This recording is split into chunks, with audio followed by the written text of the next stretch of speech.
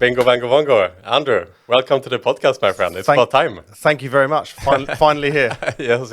After many years of the industry, you've had a pretty incredible journey, right? From both sides of the aisle, operator, supplier, and now you landed at Soft2Bet as the new CCO. How are things going so far? Yeah, fantastic. Listen, it's I'm absolutely honoured, delighted to be part of the Soft2Bet leadership team. It's a real unique opportunity for me personally. I think when the opportunity came to my desk, it's a company I've admired from afar for a number of years now. I've seen their stellar growth, both in terms of performance and geographical reach, coupled with an exceptional leadership team. So the opportunity to join the team and be part of this journey is super exciting. So really looking forward to helping drive growth for the business. And one of the things that really signifies Soft2Bet is the fact that the company is not scared of trying new things, right? And one of the initiatives that is important for Soft2Bet now, as I understand it, is the entry into the US and North American market in general, which is a very brave thing to do, right, in the context of the fact that the US market is a really tough nut to crack. And so I want to kind of start on that point, maybe.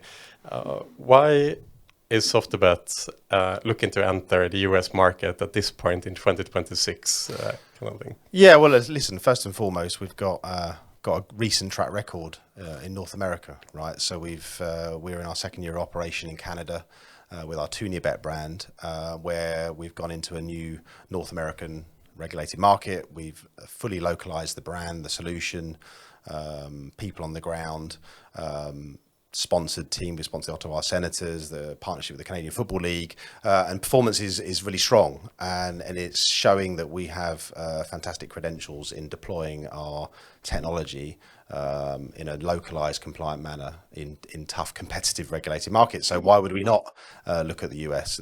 I think we flip it on its head slightly and actually think about which markets are right for our business. And we're certainly looking at the US with open eyes and identifying opportunities that's right for our business, and we'll treat those in the same way that when we've entered other markets, whether it's Mexico or whether it's Canada.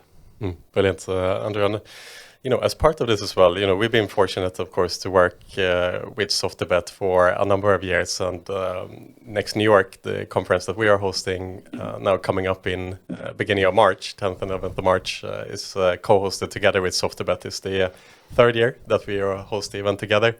And the show has really kind of gone from strength to strength now. We are expecting a sold-out crowd, 1,500 delegates there.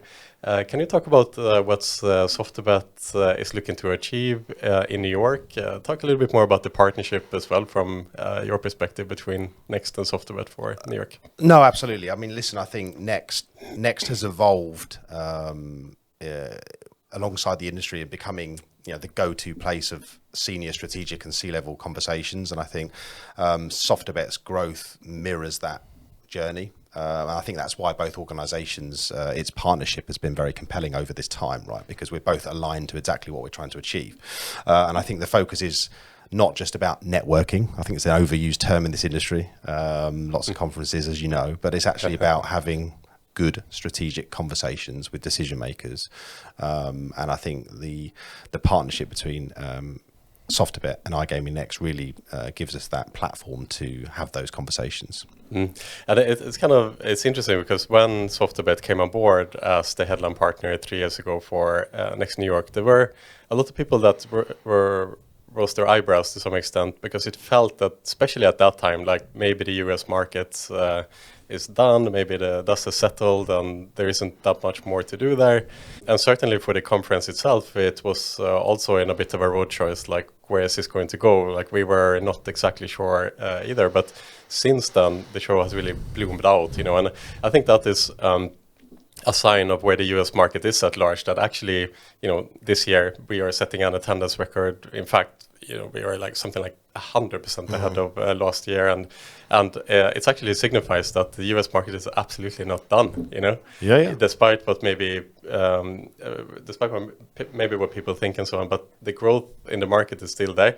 There's so much excitement, and it really shows when you look at these kind of temperature checks, like the conferences can be sometimes. And actually, in fact, I can give a little bit insight for next year, now that we are kind of outgrowing the second venue in NEXT New York, that we are looking to move venue in 2027.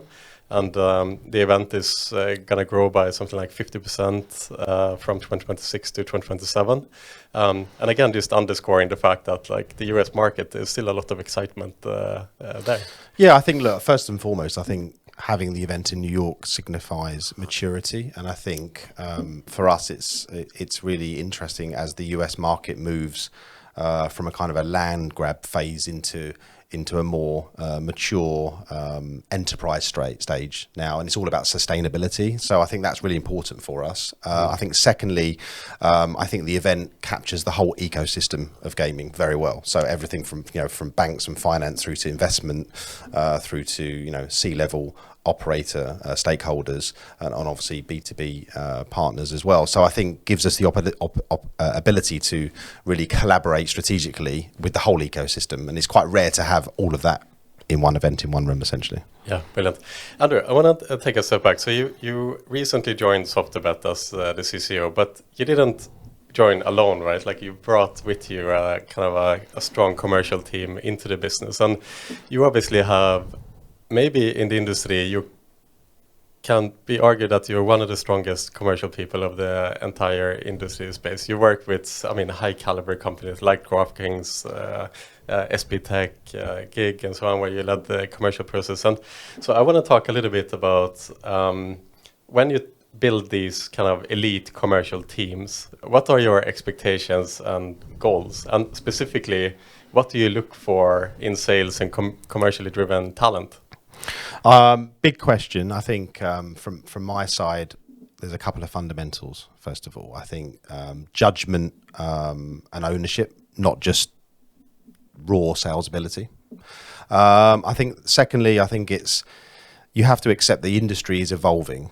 It's a very different place it was 10 years ago, particularly in B2B.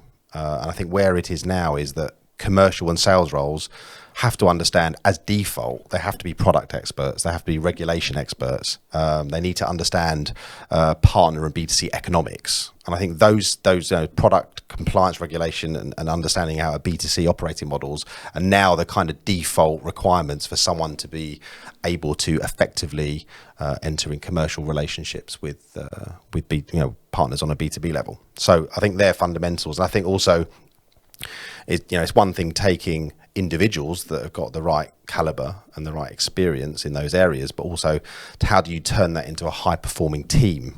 And I think that's the key for me. So I think having a very, very clear strategic alignment with these people, making sure they understand what you're trying to achieve, what type of partners, what type of commercial deals you're after, empowering them to execute based on their skill set. So really, not being too controlling over the top of this and actually letting people be individual. I am a firm believer in sales and commercial that it's an individual function, and everyone's different and they approach things differently. As long as they have those core attributes, I think it's fine. And I think lastly, having accountability, having ownership of getting a deal done. But that's really important. But I mean, look, saying that one person is responsible for any B2B deal is unrealistic. I mean, the reality is, every deal I've ever been involved in my career is the result of endless hours and support from a variety of functions, whether it's product, technology, delivery, finance, and so on, right? So it's a team. The team wins ultimately. So I think having a team of high caliber people operating in a high performing manner, then of course success should follow, right? Yeah, and I mean in these type of commercial activities like what you're doing on the B2B side of Soft2Bet is super complex sales cycles, right? It's not like transactional 2 meetings that leads into a handshake deal type of thing. This is, I would imagine, the sales cycle is months, if not years, even to to get to the finish line sometimes. Yeah, it can be. Listen, I think the longest deal I worked on in my career was about 4 years. So, and that was a government lottery over 2 companies. So, listen, I'm used to very long sales cycles. That's fine. But I think I'm not saying we want to wait 4 years for deals, but certainly it's about, look, ultimately it's about understanding who your target partner is, applying our kind of B2C operator mindset, and actually saying, well, actually we can partner with someone and ultimately have shared economics and drive growth for both parties, right? So I think as long as we're coming to the table with that conversation, it's actually a fairly straightforward one. Yeah. So when you sit in an interview with a potential commercial hire that you're looking to meet, is there? So you mentioned there are some kind of attributes and knowledge base that they have to have. How important are the soft skills? Let's say in that context, you can teach a lot of things, right? But some things cannot be taught. Yeah. People have to be likable, right? That's fairly obvious. But ultimately, people don't buy from people because they're likable. They buy from people who solve problems for them, ultimately. So I think as long as what I'm looking for is people who have the ability to identify the problems the operator's facing and come up with a compelling solution to those problems, utilizing our technology and services. And actually, if you solve a problem for someone, they're usually pretty engaged about partnering with you, right? So I think that comes first. And I think secondly, people buy from experts. Okay, so you need to know your product, you need to know your industry, your market, and so on. So I think making sure that people are credible and know what they're talking about is more important than anything to me. But of course, soft skills goes without saying. Yeah. So talk a little bit more about the experience that you've had in your career to date, and like the different unique challenges that you face in setting these like really complex deals. You mentioned earlier about making deals with government entities and maybe sometimes coming up as an underdog. And being able to sign these like massive agreements. But like, if you were to dig in your career in the back end, like, is there any deal that you are particularly proud of? There's been some great wins in the past. I think when I joined SB Tech with a remit to grow the business in regulated markets, it was a great journey. And I think for us as a business to win not one but three government sector lottery contracts in the space of months, frankly, including one in the US, which was really good with the Oregon Lottery. So for me, that was probably the one. Very, very formal process. And actually, what was really interesting, and this quite demonstrates exactly what I just said on the previous question about what's important in soft skills versus being an expert. Yeah. Actually, Oregon Lottery took away the ability for you to sell. So it's such a formal process that you were not allowed to do sales pitches. Everything was Q&A. Oh, wow. Everything was formal.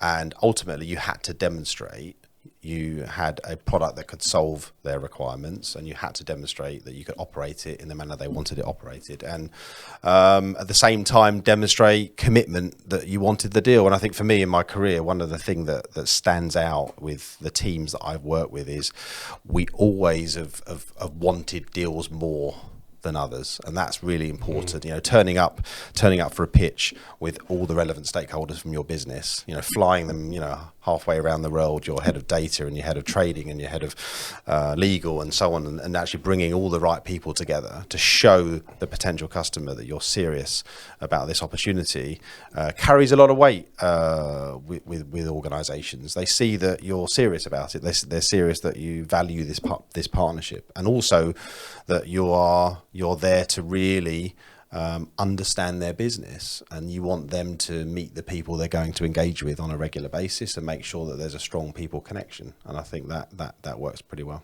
Yeah, I found that like just one little thing that I found in general with this type of deal making is like when you go into a conversation with any given entity, that if you rehash like some of the phrases that they use in their business, so they will hear Malta, for example, Gaming Malta has the Silicon Valley of iGaming, or like they have phrases that they like to use. If you can go into meetings and kind of rehashing, that shows that you have done that homework and you understand what they want. And people are proud over what their phrases or how they like to talk about their business. And when you see a potential partner kind of going into that line of thinking as well, it's you're connecting kind of and understanding the other person's business better. I mean, this is kind of default 101 for kind of things like formal RFP responses. You're writing your covering letter. You're looking at the organisation's values, right? 1, 2, 3, 4, 5, and you're trying to write a letter that mirrors your values to their values. Obviously, these days with AI, that's probably quite easy to do. You're probably just dumping it into ChatGPT or something, aren't you?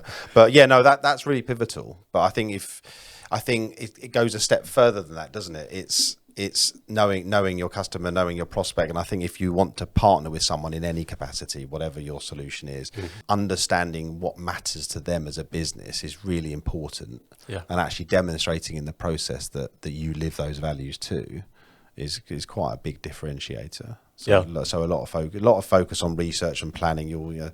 Certainly a lot of success in the past is about preparation and planning. It's not just off the cuff, essentially. Yeah, it's such a good point, because I think a lot of the times the inclination from commercial people is to kind of approach it with like a shotgun approach and pitch, left, right, and center, and it's like a standard, very simple, basic, fast-forward pitch that you send to as many prospects as possible.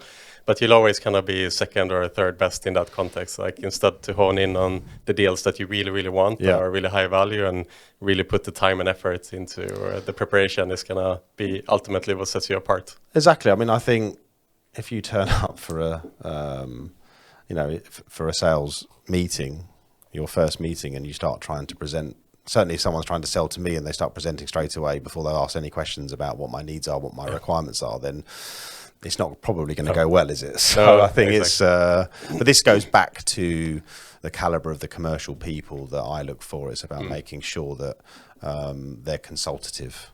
Okay, they solve problems for operators. They're product experts. They understand B2C economics. They understand the challenges in their local market, and take on board the requirements and come back with a solution ultimately that's tailored to those specific requirements. And I think if you do that, it's hard for that operator to kind of ignore that proposition, right? And ultimately, if you get it right, price comes down the line. And of course, ultimately more sustainable business for you. Yeah, brilliant. Let's shift focus a little bit and talk about the markets. I find it quite interesting looking at the industry today that in the last couple of years, particularly since COVID, I think the industry has become much more global. We've seen kind of some El Dorado type scenarios with Brazil, where all of a sudden the entire industry is honing in on this like massive opportunity. Now Brazil is becoming more mature and difficult to operate in, let's say. There's been other examples of the industry, and I remember a couple of years ago, Japan was the big focus, or India, for example, US, of course, when the gold rush started over there. But looking at the global industry today, it doesn't really seem like there is a clear next El Dorado type scenario. Do you think the industry has kind of reached some form of global maturity at this point? How would you analyze like the opportunities from a global stage today? I mean, listen, I was part of the gold rush into the US, back in the day, so fully understand that. And I think my perspective moving forward is that there's going to be less gold rush effects, essentially, and more disciplined expansion. I mean, if you look at markets in Latin America that are opening up, and you can see there's a change to the approach of how operators are looking at newly regulated markets now.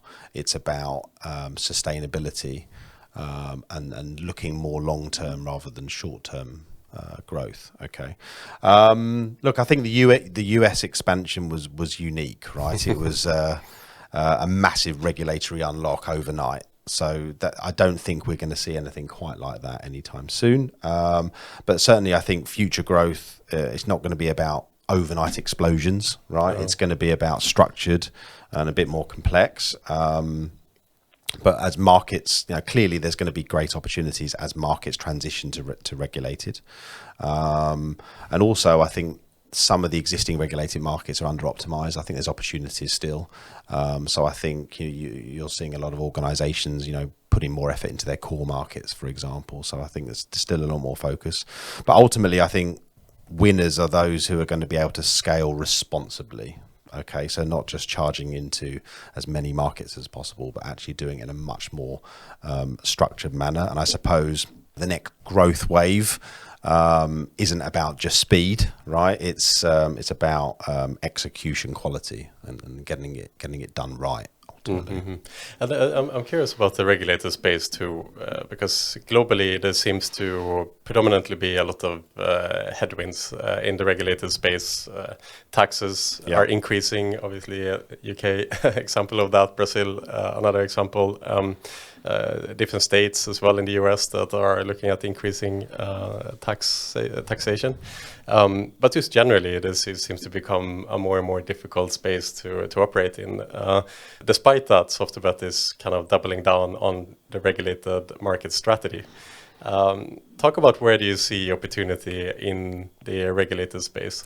Well, look, first of all, we see regulation as an opportunity, not an obstacle. Okay, that's the first thing. I think ultimately regulation increases barriers to entry, right? And I think that's very good for serious operators. Okay, and we treat ourselves like that. Secondly, I think for platform and technology vendors, they have to be, regulatory partners. They're no longer just a technology provider, right? Regulation is at the core of everything that an operator is doing now. So I think it fundamentally is changing how the B2B supply chain in terms of focus, right? I think what does the regulation bring? I think it brings stronger governance for those operators, much more focus on localization, and ultimately more sustainable player models, because you've seen some of the restrictions on advertising or bonusing, or so lots and lots of restrictions are coming in around acquisition, whereas our industry for the last decade has been almost acquisition obsessed in a way. But actually, if you look forward where we're going, actually it's going to be about the battle's going to be fought on retention. The battle's going to be fought about keeping those players engaged, driving lifetime value, and actually giving them reasons to stay with your brand. So I think, certainly from our platform perspective, a lot of our innovation, product focus is focusing on retention and how do we ultimately drive those key metrics. Right, and that, if I understand it correctly, is the kind of key point of the gamification platform that you're bringing into the US, right? For example, it is all about extending lifetime value. Yeah, exactly. I think gamification now is moving out of a phase of where, away from kind of a gimmicky feel to actually becoming a default part of the operator journey. And I think for us, our gamification solutions are about behavioral change. It's about adapting the player journey to ultimately to improving player engagement and give them a better experience, which ultimately drives higher lifetime value. And I think if you can do that effectively and at the same time as a responsible, sustainable acquisition approach, I think you're in for strong performance. So so lots of focus on utilizing gamification innovation to keep players fully engaged and driving long-term value. Yeah. So on that note, what is the kind of unique value that Soft2Bet brings into the North American markets? So ultimately, you are looking to partner with some of the major kind of regulated players in the North American space. What is it that you are trying to offer them? What is the kind of long-term goal with this strategy? Look, I think we offer. As I said, maybe I keep saying this too much, but a B2C mindset. Okay, we understand what it takes to be a strong performing B2C operator. So we take that mindset with a highly flexible platform that's operating in tough regulatory environments. We put those two things together, and we've got a very compelling story. And I think we're looking for, to build partnership, to deploy our flexible, scalable, compliant platforms in markets where operators can benefit from that B2C expertise. So that for us is the focus, and obviously North America is a good opportunity for us. As I said, it's working very, very well in Ontario for us with 2Bet, and we'll continue to push where opportunities arise. Brilliant. I want to talk a little bit about ROI from a B2B perspective. Yeah. We recently conducted a survey with some of our B2B partners of the industry, and they had some pretty interesting feedback for us, which is in their marketing spend on a B2B level, they saw the most value from kind of events and conferences. But at the same time, the biggest challenge that they have is also to measure ROI from conferences. And so that sparked some interesting conversation around how do you measure ROI from conferences? Because some companies measure them in amount of meetings booked at the show, or others will say how many leads did we generate. But we all know that sometimes business deals take a long time to close, and it could be a follow-up or multiple touch points that's needed. So I'm very curious, from your perspective that have been part of many leading kind of B2B organizations, how do you measure B2B? How do you measure ROI from B2B conferences? How do you go about that? How do you know which conferences are successful and which ones are not? Well, listen, I think first of all, it is very difficult to measure ROI. Secondly, I don't believe deals are done because you went to one conference, right?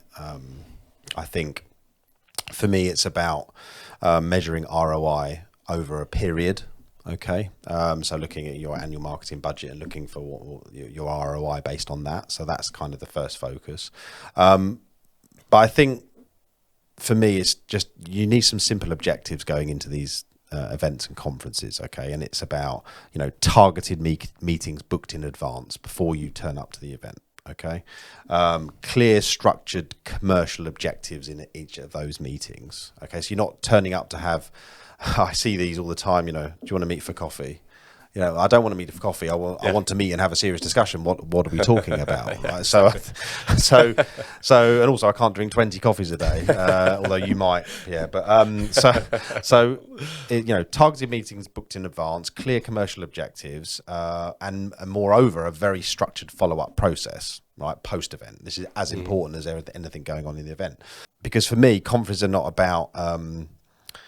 They're about accelerating existing conversations, moving your pipeline forward, moving those conversations along the journey, not just random networking for me personally. I suppose events don't really create deals for me. Preparation does. And actually, if an event is in the right place at the right time of a life cycle of a deal, then that's fantastic. And, you'll often see that, obviously if we're looking for partners in the North American market and we have people based on the East Coast, it's a great opportunity in the sales cycle to know that we're going to be there. Our brand visibility, obviously partnering with you guys. And actually we know as we move those deals along the pipeline, we're going to be there front and center in that location, and we can sort of plan in advance at what stage those deals are going to be. So I think, it's all about preparation and planning for me. But there's probably too many conferences for sure. You can't get to them all.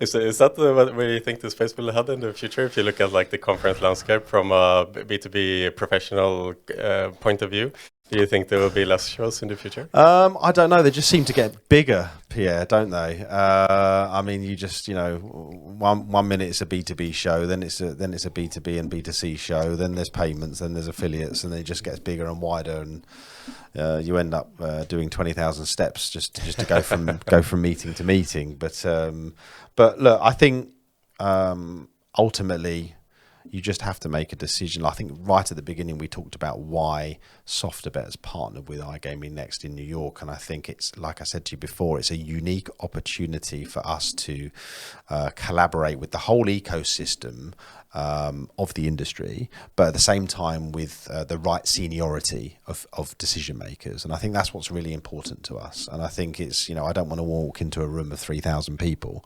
we're not going to get a huge amount of value out of that, right? So for us, that's important. And of course, the preparation process on the build up to the event, identifying who you're talking to, and moving those conversations forward ultimately. Yeah.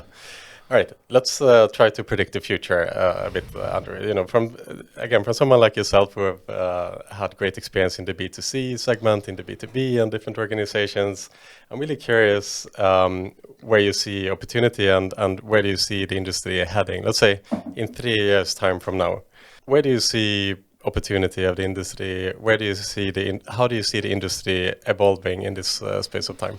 Okay, so we'll talk about this without mentioning prediction markets or something.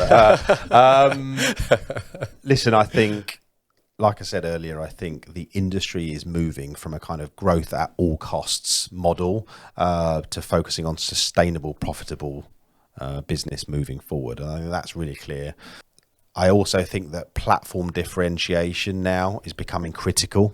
I think partnering with the right technology partner that's regulation first, that's scalable, that has a B2C mindset is going to really set operators apart, particularly as they grow. I think the data-driven life cycle of the player is going to become even more important. We obviously have AI models now driving player behavior. We have the gamification functions, and I think when you combine gamification-led front ends with AI-driven player journeys, I think it's very compelling. And you start to see automated CRM journeys now, you know, and I think that will continue to develop. So I think those operators who are leading the charge around data first on the player journey, I think are the ones that are going to see the stronger performance. And of course, I think M&A and consolidation is going to continue. That's fairly obvious. I think we're all reading that in the news at the moment. And I suppose where, you know, like as you mentioned, regulation changing, where regulation changes, where taxation changes in a negative way, operators are feeling more challenges. There's going to be financial pressures, and there's opportunities for other organizations to take advantage of those situations. So I think you are going to see more consolidation in the industry. I think both on the B2B side, but also from the B2C operating perspective. It's a quick way to expand internationally, right? By bolting on additional operators. Yeah, it's an interesting point. I mean, part of the growth that you speak about in the shows that seems to be getting bigger and bigger and bigger is that the B2B landscape is just growing and growing. There's more and more suppliers that are willing to exhibit and so on. You know, at ICE, whatnot, it's 100 different platform providers. There's so many different like niche kind of B2B providers in the space. But it seems like there will be more and more kind of pressure on the industry going forward, right? So to your point, then your prediction will be, say, in 3 years' time, that maybe that landscape is not going to be as big or diverse, perhaps as it is in this space. More consolidation. I think that's a fair observation. I think listen, ultimately, the B2B niche providers, it's a tough business, right? Trying to get integrated into operators, right? So I think if I'm a small B2B provider today, I'm probably trying to do strategic partnerships with high growth platforms that have got big distribution, lots of brands, and I think those guys that do that are probably going to be in a good position moving forward. But you know, look, it's those competitive pressures where we talked about regulation, where we talked about taxation, that's not just for operators, right? That's felt right the way through down to the supply chain, right? So those pressures will exist in the B2B sector as well, right? So I think that's why you're going to get a trend of more M&A within the B2B sector as well, I think, for that reason. Last question for you here today, Andrew. Thinking about Soft2Bet, the company is turning 10 years old. It's obviously evolved from a startup to an industry leader in that space. What is the next chapter for Soft2Bet? Where do you see the company heading? Well, look, I think the industry is really now entering this kind of enterprise phase. It's kind of moving out of this land, like we talked about, this land grab model. It's now in a scalable, profitable, longer term outlook. And I think that's for Soft2Bet where we come in. because we have that B2C mindset. We're focused on long-term strategic partnerships. We've got commercial flexibility in how we go to market. So I think you combine that with what is a very flexible platform, proven track record of delivering strong performance, operating in a very tough regulatory environments.